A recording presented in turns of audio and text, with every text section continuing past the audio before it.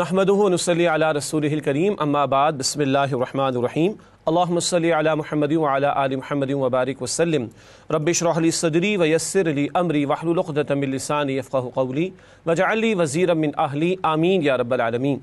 नाज़रीन किराम अस्सलामु अलैकुम व रहमतुल्लाहि व बरकातुहू। तालीमात कुरान सीरीज़ में आपको खुश आमदीद कहते हैं। अल्हम्दुलिल्लाह आज इस सीरीज़ के हवाले से कुरान हकीम के आखिरी यानी 30 पारे का मुताला हमारे पेश नज़र रहेगा और आपके पेश खिदमत इंशाअल्लाह ताला। सबसे पहले तारुफ़ आपके सामने रखते हैं कुरान करीम के पारा नंबर 30 का मुताला। जैसे कि आपके इल्म के एक एक नशिस्त में एक एक पारे के मज़ामीन पर हमने गौर व फिक्र करने की कोशिश की। सूरतुन नबा आयत नंबर 1 तक सूरतुन नास आयत नंबर 6 ये मकामात शामिल हैं और ये 46 सूरतें बनती हैं जो आखिरी पारे में शामिल हैं। 46 सूरतें 114 सूरतों में से ये 46 सूरतें आखिरी पारे में शामिल हैं। मकासद मुताला के सामने रखते हैं हमेशा की तरह पारा नंबर 30 की आयात के मज़ामीन का जायज़ा हमेशा की तरह पेश किया जाएगा इंशाअल्लाह। मुंतखब आयात का मुताला और खुसूसन आखिरी 10 सूरतों का तर्जुमा भी आपके सामने पेश करेंगे आज इंशाअल्लाह। सूरतुन नबा की आयात का तज़िया आपके सामने रखते हैं और जहन में रखिए तमाम मक्की सूरतें आखिरी पारे में जिनका मुताला कर रहे हैं। एक दो सूरतों के ताल्लुक़ से ये बहस है कि वो मदनी सूरतें हैं, अलबत्ता और आखिरी 2 सूरतें सूरह फलक और सूरह नास उनके मुतालिक यही राय है। अलबत्ता अक्सर सूरतें आखिरी पारे में वो मक्की सूरतें हैं। सूरह नबा की आयात का तज़िया पहली 5 आयात क़यामत की अज़ीम ख़बर के बारे में बाहम सवालात। लोग इख्तलाफ कर रहे हैं, बताया गया क़यामत तो बर्पा होकर रहेगी। आयात 6 तक 16 अल्लाह की क़ुदरत और नेमतें बयान की गई। आसमान से बारिश अल्लाह ही बरसाता है, ज़मीन और आसमान का खालिक अल्लाह है, वही अल्लाह है जो क़यामत को बर्पा भी करेगा। आयात 17 तक 30 रोज़े क़यामत सरकशों पर आज़ाब, शिद्दत आज़ाब का बयान है और जहन्नमियों को खौलता हुआ पानी और पीप भी पीना पड़ेगा। ये ज़िक्र बार बार कुरान हकीम में आता है। आयात 31 तक 36 मुत्तक़ियों का हसीन अंजाम, अल्लाह के नेक बंदे फरमाबरदार बंदे उनके लिए बग़ैर हिसाब रिज़्क़ अता किए जाने का भी जिक्र है और नेमतों का बयान भी। और आयात 37 तक 40 मैदान हशर का मंज़र और काफिर ये चाहेगा कि काश वो मट्टी मट्टी होता, उसको दोबारा खड़ा न किया जाता। इसके बाद सूरतुन नाज़िआत की आयात का तज़िया पेश करेंगे जो कि अगली सूरत है। पहली 5 आयात मौत का मंजर, फरिश्तों की कस्में खाई हैं अल्लाह ने और लोगों की रूह निकाले जाने का तस्करा भी है। आयात 6 तक 14 क़यामत का मंजर बयान किया गया, ज़मीन को चटियल मैदान और फ्लैट कर दिया जाएगा और सबको खड़ा किया जाएगा अल्लाह के हुजूर। आयात 15 तक 26 दास्तान हज़रत मूसा अलैहिस्सलाम और फ़िरऔन, ये जो कशमकश जारी थी फ़िरऔन और मूसा अलैहिस्सलाम के दरमियान उसका तस्करा, फ़िरऔन ने खुदाई के दावे किए उसका तस्करा भी है और मूसा अलैहिस्सलाम ने दावत हक़ और तस्किया इख्तियार करने की दावत पेश की, इसका बयान भी है।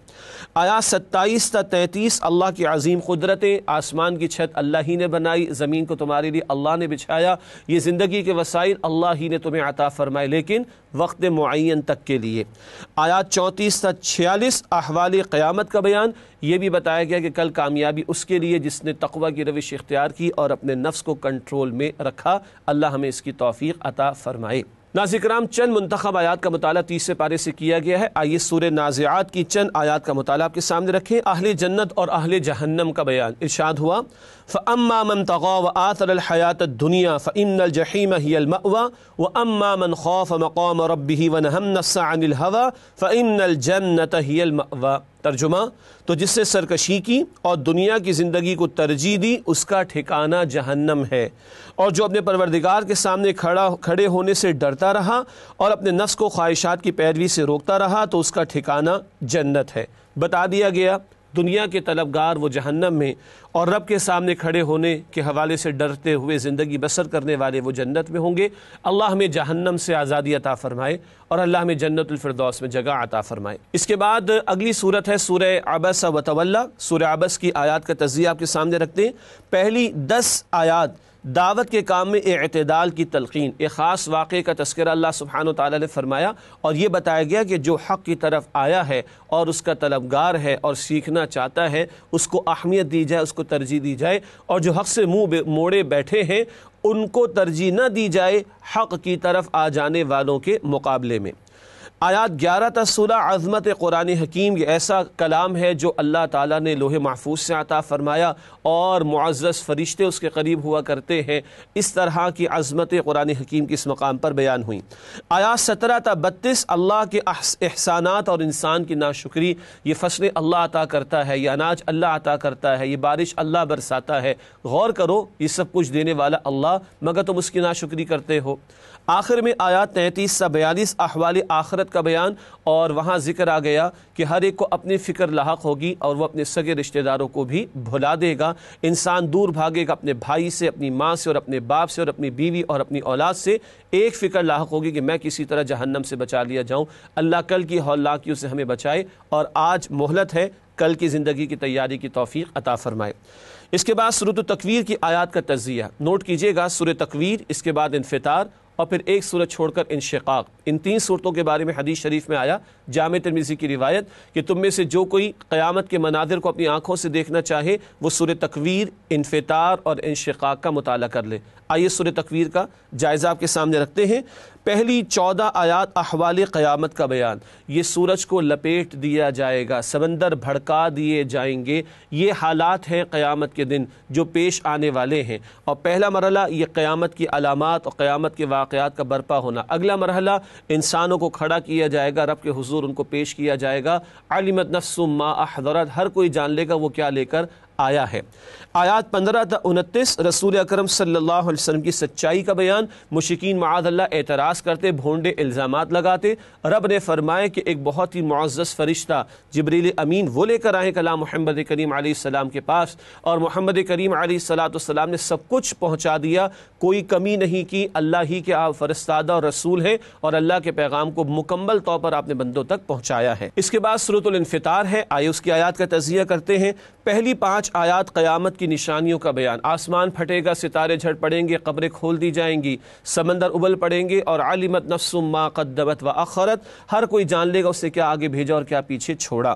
آیات 6 تا 12 انکار جزا و سزا، کچھ لوگ وہ ہیں کہ جو ہے آخرت کو بھلائے بیٹھے ہیں اور کل کی پیشی کے لیے تیاری نہیں کر رہے۔ اللہ فرماتے اللہ نے یہ 2 فرشتے بٹھائے ہیں، کرامن کاتبین، سب کچھ لکھ رہے ہیں، مگر تمہارا حال ہے کہ تم جھٹلانے پر اڑے ہوئے ہو۔ آخر میں آیات 13 تا 19 جزا و سزا ہو کر رہے گی، اللہ کے سامنے پیش تو ہونا ہوگا، اور اس دن کیا ہوگا، لا تملک نفس لنفس شیئا، کوئی نفس کسی دوسرے نفس کے کام نہیں آئے گا، والامر یومئذ للہ، کل اختیار اس دن اللہ سبحانہ و تعالیٰ کے پاس ہوگا۔ اس کے بعد سورۃ المطففین ہے، اس کی آیات کا تجزیہ آپ کے سامنے رکھتے ہیں۔ پہلی 6 آیات ناپ تول میں کمی کرنے والوں کے لیے وعید یعنی ڈراوا بیان ہوا، اس پر ابھی منتخب آیات کے ذیل میں بات ہوگی انشاءاللہ۔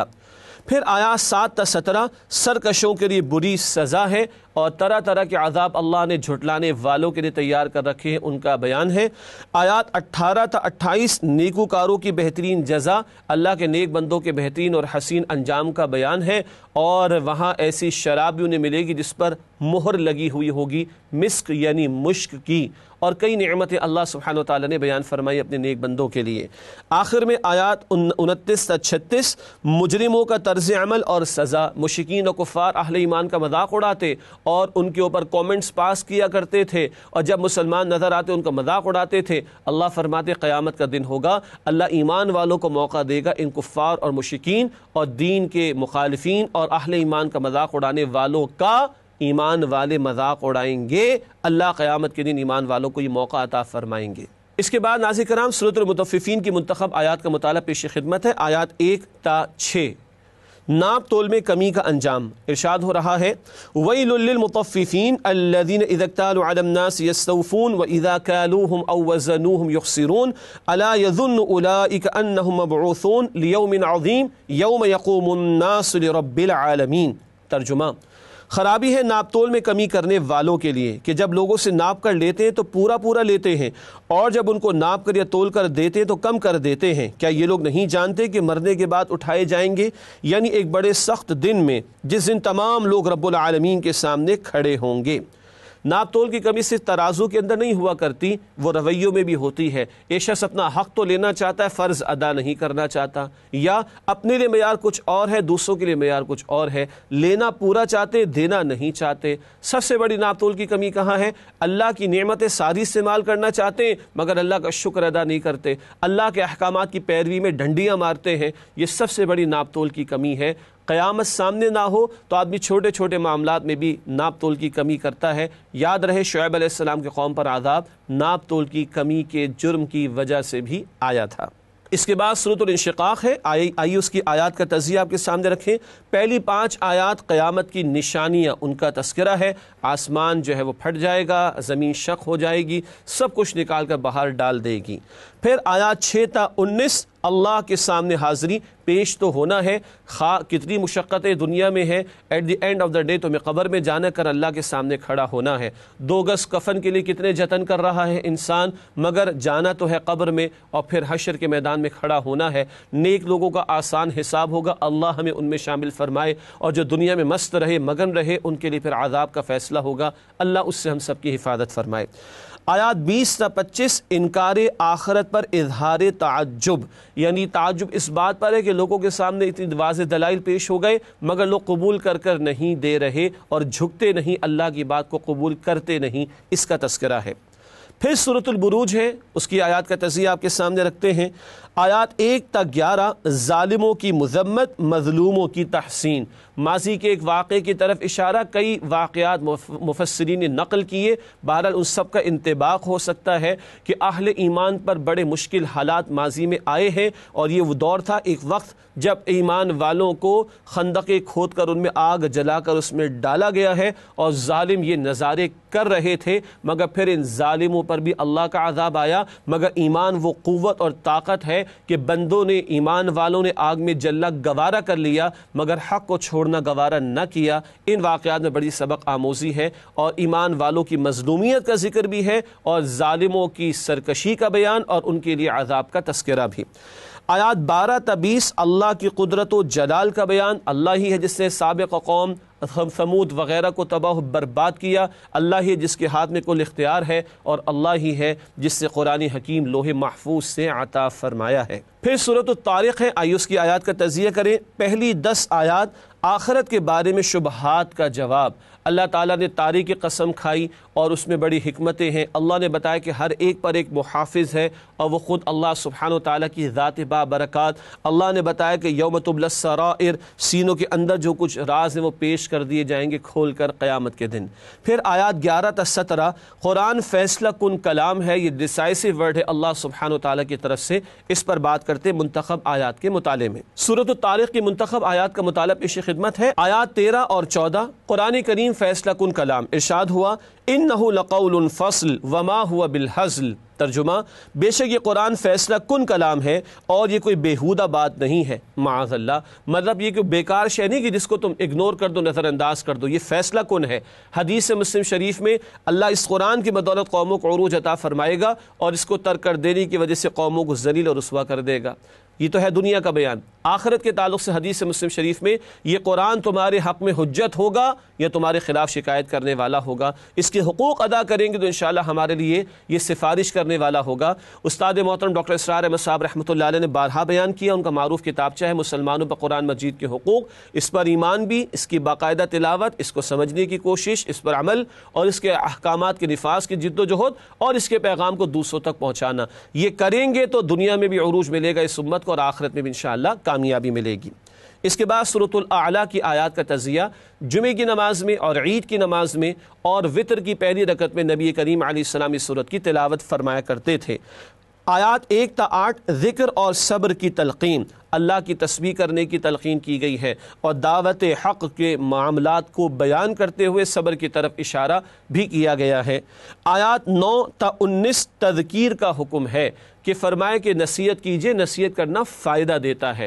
یہ بھی بتایا گیا کہ جو چاہے گا وہ قبول کر لے گا اور جس سے قبول نہیں کرنی اس کا اپنا نقصان ہوگا۔ یہ بھی بتایا گیا کہ تم دنیا کو ترجیح دیتے ہو حالانکہ اصل زندگی تو وہ آخرت کی ہے جو بہتر بھی ہے اور ہمیشہ رہنے والی بھی۔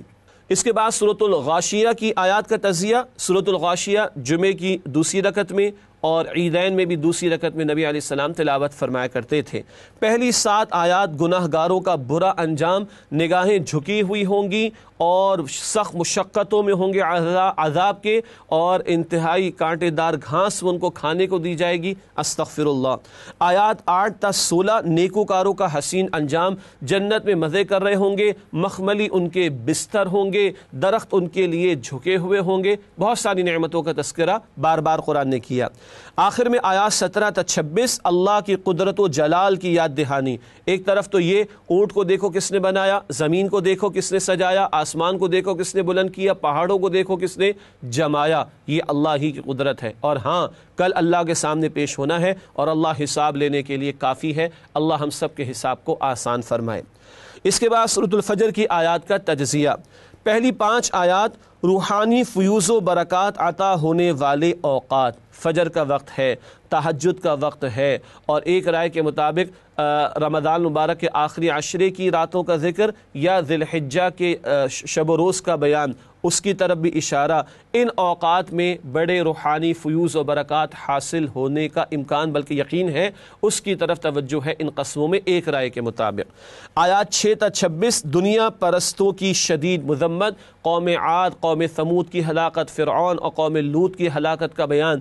یہ بھی بتایا گیا کہ مال زیادہ دیا جانا یہ بھی امتحان کے لیے ہے، کم دیا جانا یہ بھی امتحان کے لیے ہے، زیادہ ملنے پر اکڑ مت جانا اور کم ملنے پر پریشان نہ ہو جانا، یہ تو امتحان کے لیے زندگی عطا کی گئی۔ آیات 27 تا 30 خدا پرستی کا عظیم بدلہ کہ جو اللہ کے ہو رہے، اللہ تعالیٰ فرمائے گا ارجعی الی ربک راضیۃ مرضیہ، لوٹ آئے اطمینان والی روح اپنے رب کی طرف، وہ تجھ سے راضی اور تو اس سے راضی۔ فادخلی فی عبادی وادخلی جنتی، داخل ہو جا میرے بندوں میں اور داخل ہو جا میری جنت میں۔ یہ پیارا اعلان اللہ نے عطا فرمایا۔ اللہ ہمیں اس کا مصداق اور مستحق بننے کی، محنت کرنے کی توفیق عطا فرمائے۔ اس کے بعد اگلی سورۃ سورۃ البلد ہے، آئیے اس کی آیات کا تجزیہ آپ کے سامنے رکھیں۔ پہلی 4 آیات انسان کی پر مشقت زندگی کا ذکر۔ طے شدہ بات ہے، انسان مشقت میں ہے، پیٹ کھانے کو مانگتا ہے، وجود کپڑا مانگتا ہے، رہنے کو چھت کی ضرورت ہے، بیوی بچوں کی کفالت کرنی ہے، یہ مشقت تو ہے، مگر سب سے بڑا معاملہ آخرت کا ہے، اس کی طرف بھی توجہ رہے۔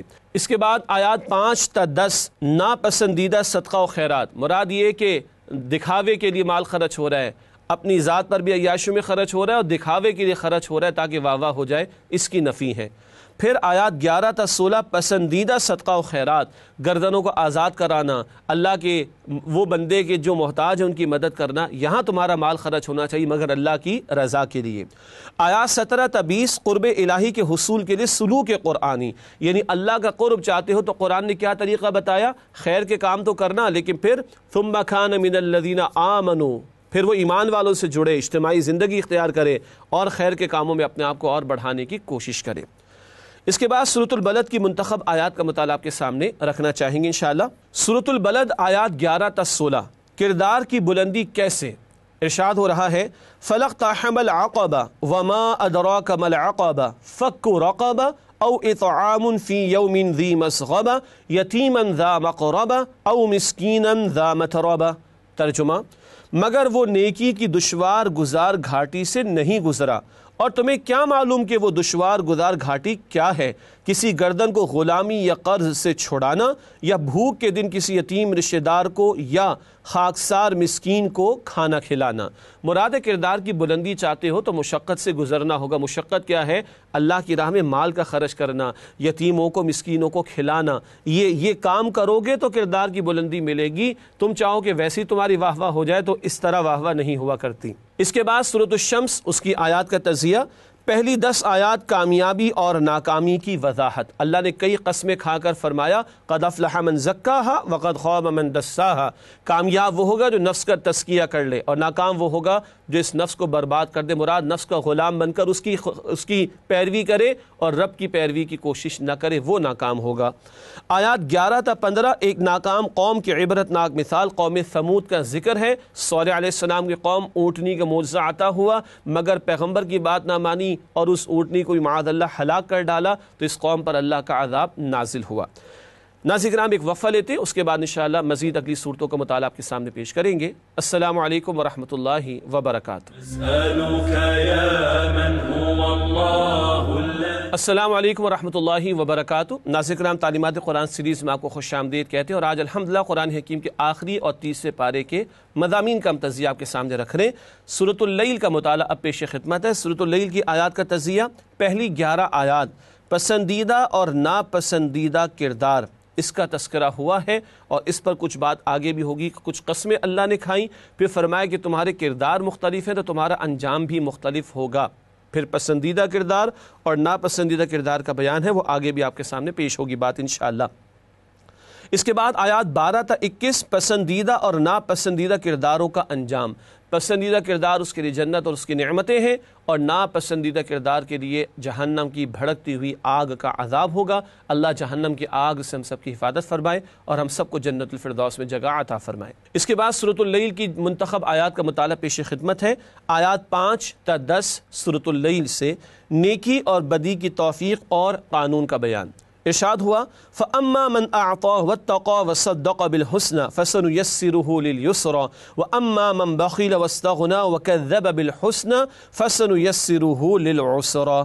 ترجمہ، تو جس نے اللہ کی راہ میں مال دیا اور تقویٰ کی روش اختیار کی اور نیک بات کی تصدیق کی، اس کو ہم آسان راستے کی سہولت دیں گے، اور جس نے بخل کیا اور بے پرواہ بنا رہا اور نیک بات کو جھٹلایا تو ہم اسے تنگی و مشکل کے سامان میسر کر دیں گے۔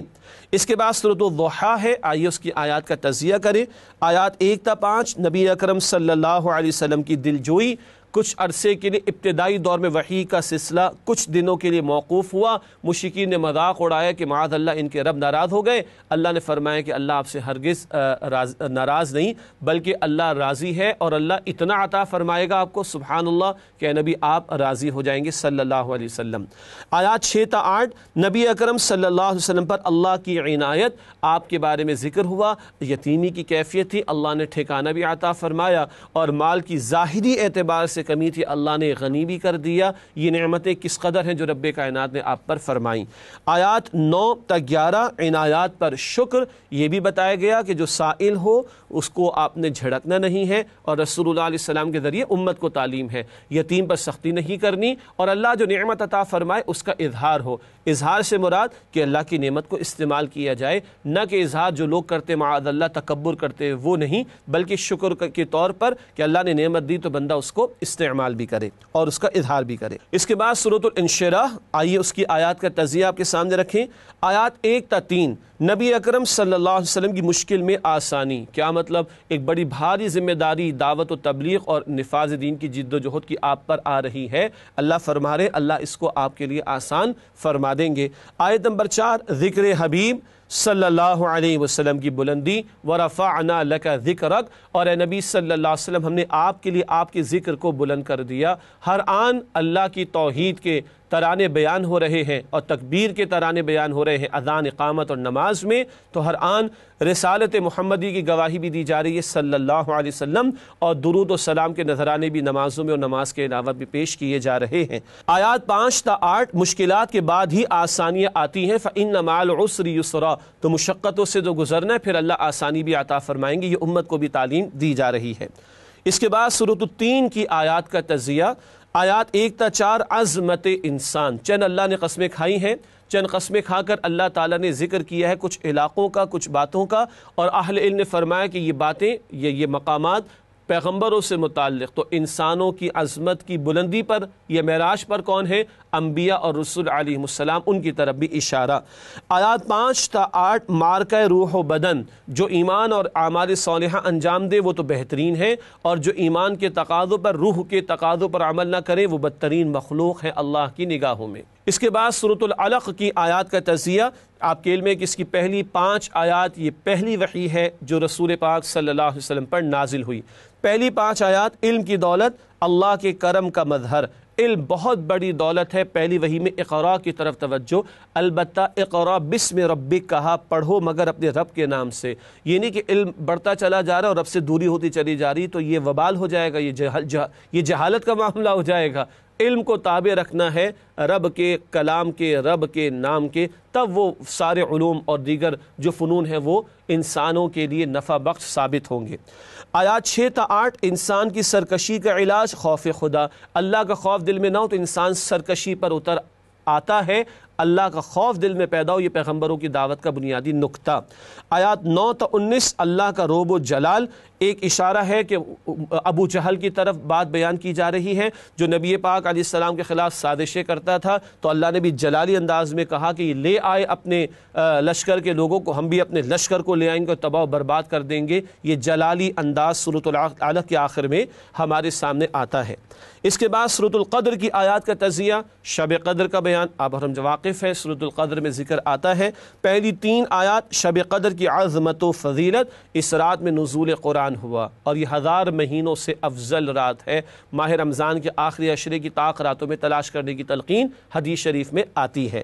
آیات 4 تا 5 شب قدر میں فیصلوں کا نزول، فرشتوں کا نزول ہوتا ہے، جبریل امین بھی آتے ہیں، بڑے فیصلے بھی ہوتے ہیں اور ان کی امپلیمنٹیشن فرشتوں کے حوالے کی بھی جاتی ہے۔ پھر سورۃ البینہ کی آیات کا تجزیہ، پہلی 4 آیات بینہ کی وضاحت اور افادیت، بینہ واضح دلیل، قرآن کو کہا گیا ہے اور رسول پاک علیہ السلام کی ذات بابرکات کو کہا گیا ہے۔ نظام دین بھی کتاب و سنت رسول سے مکمل ہوتا ہے صلی اللہ علیہ وسلم، اور واضح دلیل کتاب اور رسول اللہ کی ذات کو قرار دیا گیا یہاں پہلی 4 آیات میں۔ آیت نمبر 5 خالص دین کی وضاحت، اپنی اطاعت کو خالص کر لیا جائے اللہ کے لیے اور اس کی مکمل عبادت کی جائے، نماز قائم کی جائے، زکوٰۃ ادا کی جائے، یہ ہے خالص دین۔ نماز زکوٰۃ تک عبادت کا تصور موجود نہیں، یہ تو پلرز آف اسلام ہے۔ پوری زندگی میں اللہ کا بندہ بننا یہ عبادت کا وسیع تر تصور ہے جو یہاں خالص دین کے طور پر بیان ہوا۔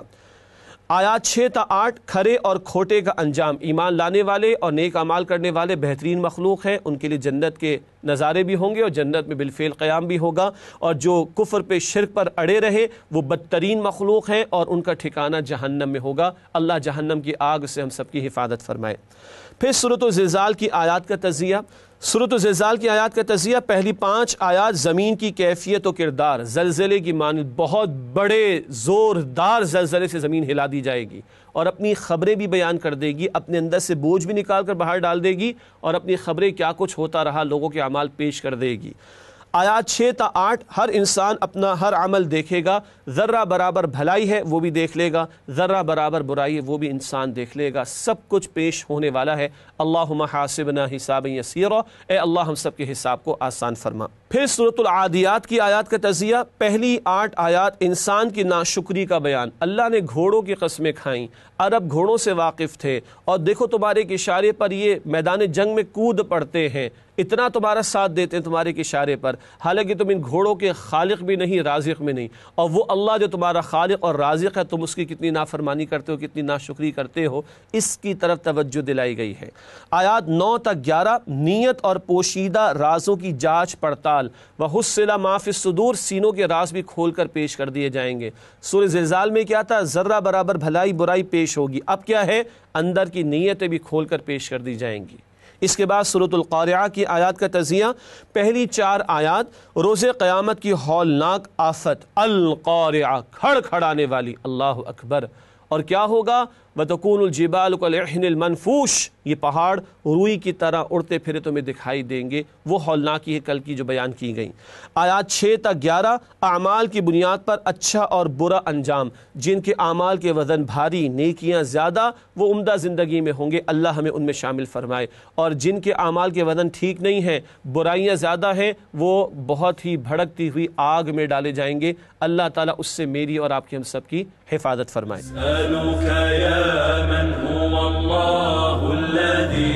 اس کے بعد سورۃ التکاثر کی آیات کا تجزیہ، آیات 1 تا 4 کثرت کی ہوس، الہاکم التکاثر حتی زرتم المقابر، کثرت کی خواہش میں تم مبتلا رہے، غافل ہو گئے یہاں تک کہ قبر میں جا پہنچے، سب ٹھاٹ پڑا رہ جائے گا جب لات چلے گا بنجارہ۔ اعمال کی پونجی ہے جو ساتھ جانے والی ہے، ایمان کی دولت ہے جو ساتھ جانے والی ہے، باقی بلڈنگ اور جائیدادیں اور بنگلے اور گاڑیاں اور بینک بیلنس، یہ سب کچھ ادھر ہی پڑا رہ جائے گا۔ آیات 5 تا 8 کثرت کی ہوس کا برا انجام، بھڑکتی ہوئی جہنم کی آگ میں تو ڈالے جائیں گے وہ جو دنیا کے بندے اور طالب بنے رہے اور غافل رہے آخرت سے۔ اور یہ بھی بتایا گیا ثم لتسألن یومئذ عن النعیم، لازماً تم سے کل نعمتوں کے بارے میں سوال کیا جائے گا۔ اس کے بعد سورۃ العصر ہے، میں آپ کے سامنے اس کا ترجمہ بھی رکھتا ہوں۔ بسم اللہ الرحمن الرحیم، والعصر ان الانسان لفی خسر الا الذین آمنوا وعملوا الصالحات وتواصوا بالحق وتواصوا بالصبر۔ ترجمہ، زمانے کی قسم، یقیناً تمام انسان واقعی خسارے میں ہیں سوائے ان لوگوں کے جو ایمان لائے اور جنہوں نے نیک عمل کیے اور آپس میں ایک دوسرے کو حق کی وصیت کی اور ایک دوسرے کو صبر کی تاکید کی۔ اس کے بعد ناظرین کرام سورۃ الہمزہ، آئیے اس کی آیات کا تجزیہ کریں۔ آیات 1 تا 3 مال کا ڈھیر لگانے والوں کے لیے شدید مذمت اور وعید۔ وہ الذی جمع مالا وعددا، بس مال جمع کر رہا ہے، مال کا ہی بندہ بنا ہوا ہے، اللہ کو فراموش کر دیا، اللہ کے احکامات کو فراموش کر دیا۔ شدید مذمت اور وعید بیان کی گئی ہے۔ آیات 4 تا 9 مال کا ڈھیر لگانے والوں کا انجام، وہ لوگ کہ جو مال کو جمع کر کے رکھیں، اللہ کی راہ میں خرچ نہ کریں، حلال حرام کی تمیز نہ ہو، آخرت کے لیے تیاری نہ کریں، ایسے لوگوں کے لیے کلا لینبذن فی الحطمہ، بھڑکتی ہوئی آگ میں ان کو ڈالا جائے گا۔ اللہ تعالی ہم سب کو اس سے محفوظ رکھے۔ سورۃ الفیل، ہاتھی والوں کے برے انجام کا بیان۔ سیرت کا نقطہ کیا ہے؟ نبی مکرم علیہ السلام کی ولادت سے 50 یا 55 دن پہلے یہ واقعہ پیش آیا، تو یہ بہت اہم واقعہ پیش آ گیا، ہاتھی والوں کا انجام، اور اسی کے ساتھ نبی مکرم علیہ السلام کی ولادت کا موقع۔ تو آپ کی ولادت کب ہوئی؟ سیرت کا نقطہ اس سال جب ہاتھی والوں کا واقعہ پیش آیا تھا۔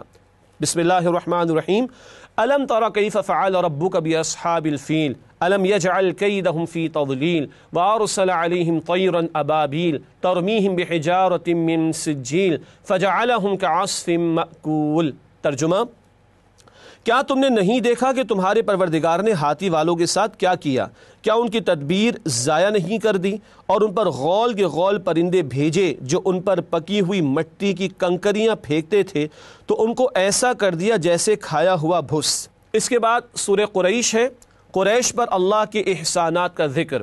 سیرت النبی کا نقطہ کیا ہے؟ کس خاندان سے، کس قبیلے سے تھے؟ تو آپ قریش سے تعلق رکھتے تھے، قریش کے قبیلے، اور بنو ہاشم کی شاخ میں آپ صلی اللہ علیہ وسلم کی ولادت ہوئی۔ سورہ قریش، بسم اللہ الرحمن الرحیم، لإیلاف قریش ایلافہم رحلۃ الشتاء والصیف فلیعبدوا رب ھذا البیت الذی اطعمہم من جوع وآمنہم من خوف۔ ترجمہ، قریش کے مانوس کرنے کے سبب، یعنی ان کو جاڑے اور گرمی کے سفر سے مانوس کرنے کے سبب، تو لوگوں کو چاہیے کہ اس نعمت کے شکر میں اس گھر کے مالک کی عبادت کریں جس نے ان کو بھوک میں کھانا کھلایا اور خوف سے امن بخشا۔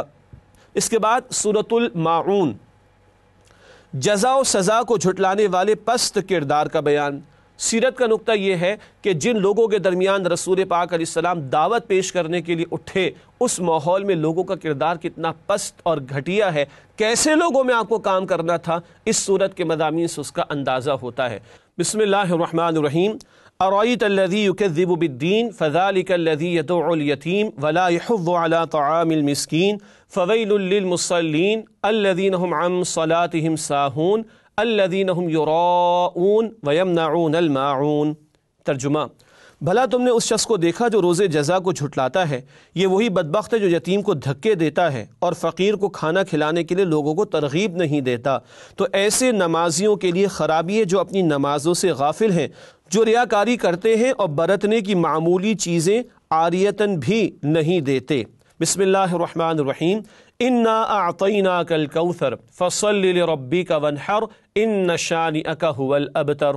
ترجمہ، اے نبی صلی اللہ علیہ وسلم، بے شک ہم نے آپ کو کوثر عطا فرمائی ہے، سو آپ اپنے رب کے لیے نماز پڑھیے اور قربانی کیجیے، بلا شبہ آپ کا دشمن ہی بے نام و نشان رہے گا۔ یہ ترجمہ سورہ کوثر کا ہے۔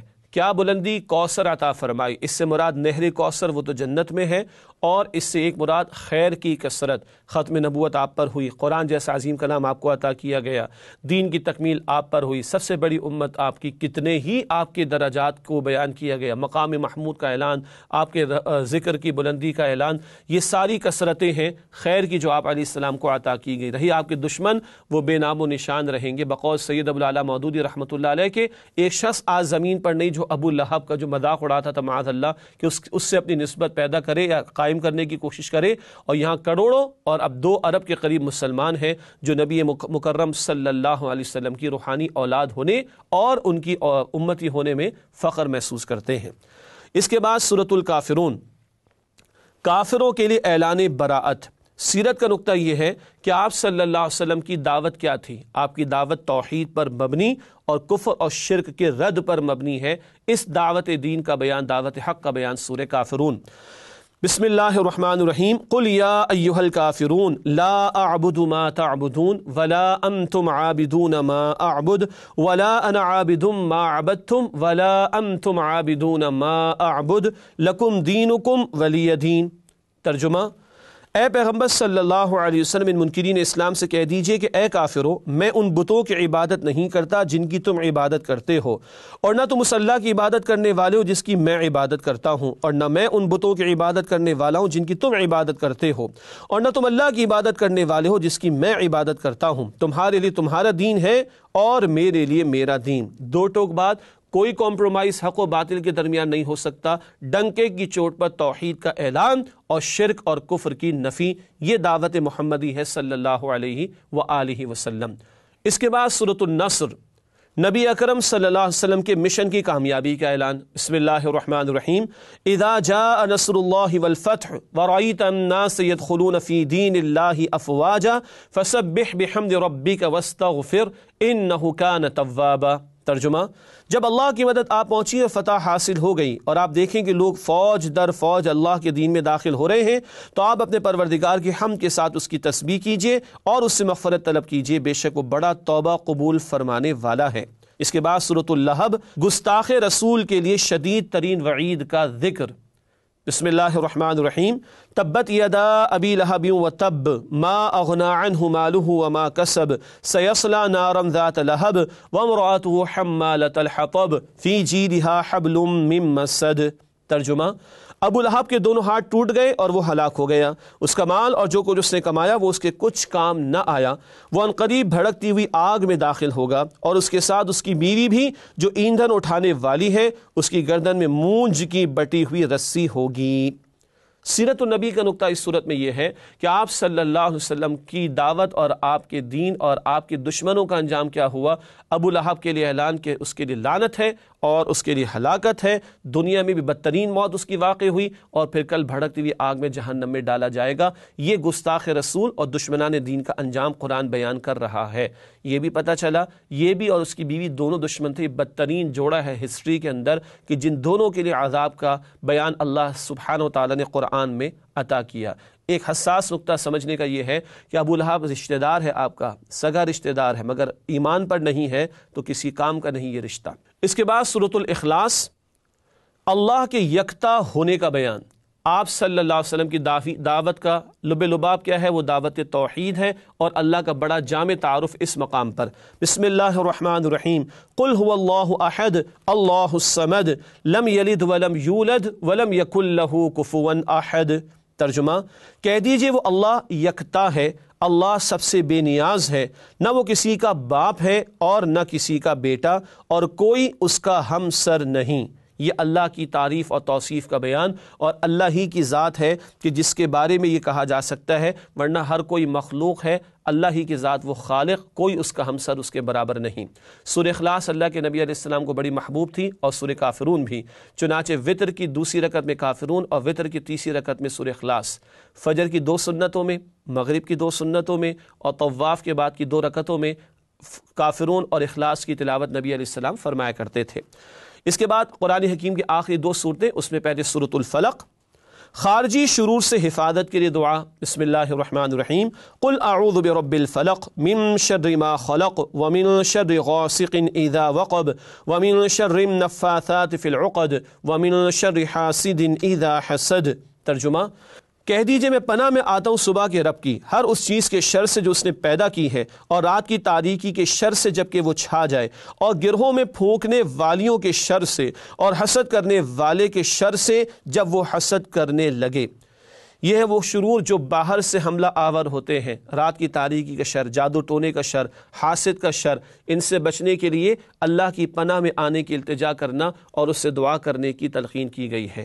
اس کے بعد آخری صورت، آخری پارے کی قرآن حکیم کی سورۃ الناس، داخلی شرور سے حفاظت کی دعا۔ بسم اللہ الرحمن الرحیم، قل اعوذ برب الناس ملک الناس الہ الناس من شر الوسواس الخناس الذی یوسوس فی صدور الناس من الجنۃ والناس۔ ترجمہ، کہہ دیجئے میں پناہ میں آتا ہوں لوگوں کے پروردگار کی، سب انسانوں کے بادشاہ کی، سب لوگوں کے معبود برحق کی، بار بار وسوسہ ڈالنے والے اور پیچھے ہٹ جانے والے کے شر سے، جو لوگوں کے دلوں میں وسوسہ ڈالتا ہے، خواہ وہ جنوں میں سے ہو یا انسانوں میں سے۔ شیطان ہے جو وسوسے ڈالتا ہے، پھر اس کی پارٹی جنات انسان دونوں میں سے۔ یہ جو اندر کے شرور ہے، ان سے بچنے کی دعا کرنے کی تلقین سورۃ الناس میں ہمارے سامنے تمام نمازوں کے بعد، فرض نمازوں کے بعد بھی اور رات کو سوتے ہوئے بھی اس سورہ فلق اور سورہ ناس کی تلاوت کی تلقین اللہ کے رسول علیہ السلام نے فرمائی ہے۔ ناظرین کرام، الحمدللہ یہ صورتوں کا بیان کسی درجے میں مکمل ہوا۔ اب بالکل آخر میں ہمیشہ کی طرح ایک فرمان نبوی صلی اللہ علیہ وسلم پیش خدمت ہے۔ سوائے دو آدمیوں کے کسی پر رشک کرنا جائز نہیں، ایک وہ آدمی جسے اللہ نے قرآن عطا کیا، پس وہ اس کے ساتھ رات و دن کی گھڑیوں میں قیام کرتا ہے، اور دوسرا وہ آدمی جسے اللہ نے مال و دولت سے نوازا تو وہ اسے اللہ کی راہ میں رات اور دن کی گھڑیوں میں خرچ کرتا ہے۔ صحیح مسلم کی روایت۔ اللہ اسی طرح ہم سب کو قرآن کے لیے قبول فرمائے کہ ہم دن رات اس قرآن سے جڑنے والے اور اس قرآن کے حقوق کو ادا کرنے والے اور اس قرآن کے تقاضوں پر عمل کرنے والے بنے۔ آمین یا رب العالمین۔ وآخر دعوانا ان الحمد للہ رب العالمین، والسلام علیکم ورحمۃ اللہ وبرکاتہ۔ نسألك يا من هو الله الذي